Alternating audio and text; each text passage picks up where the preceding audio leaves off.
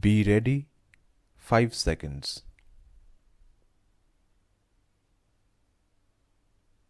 Learned Additional Advocate General, assisted by learned counsel appearing for the state respondents, submitted that there was enough sugarcane available in the region and, therefore, there was no harm if a new sugar mill was established.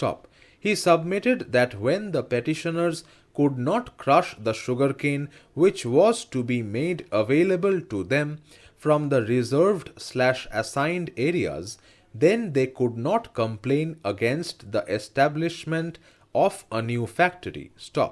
He further submitted that despite the fact that there was an increase in the cane areas for the 3 consecutive years for the petitioners, but the drawal percentage for both the petitioners had been reduced. He in fact submits that even the crushing capacity was reduced every year. Learned Additional Advocate General further submitted that as always there was an increase in the area where sugarcane was being grown, it was in the interest of the public in general that more sugar factories be established.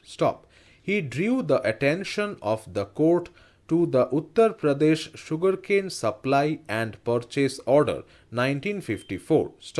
More specifically, he drew the attention of the court to Form C, which was an agreement between the Cane Growers Cooperative Society and the occupier of the factory, and submitted that the occupier of the factory entered into an agreement only to the extent that the factory could crush. Definitely, the factory would not enter into an agreement by which there would be surplus sugarcane. He, therefore, submitted that the concept of drawal capacity was brought into existence because the sugarcane which was being utilized by a particular sugar factory was only limited to its crushing capacity. Having heard learned senior counsel assisted by learned counsel for the petitioners, learned additional advocate general assisted by learned counsel for respondent numbers 1 and 2, learned senior counsel assisted by learned counsel appearing for the respondent number 4 and learned counsel appearing for the respondent numbers 3, 5 and 6, the court is of the view that no interference is warranted in the instant writ petition and, therefore, the same deserves to be dismissed.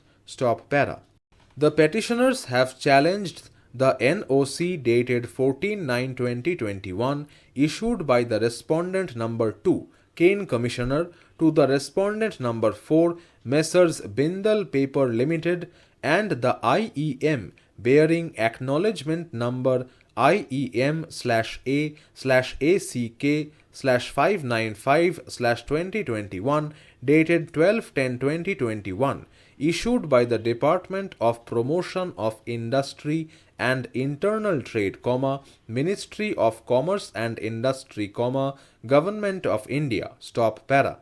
We are also of the view that definitely the coming up of a fresh factory would not in any manner hurt the business interests of the existing sugar factories, including the business interests of the petitioners. Therefore, when the petitioners argued that economic reasons had to be looked into while giving the consent by the government for the establishment of a fresh factory, the argument was fallacious. The economic reasons while establishing a fresh sugar factory were looked into. Every pre-existing factory and the new factory would get its own reserved/assigned area, and every factory would get its raw material in the form of sugarcane for crushing.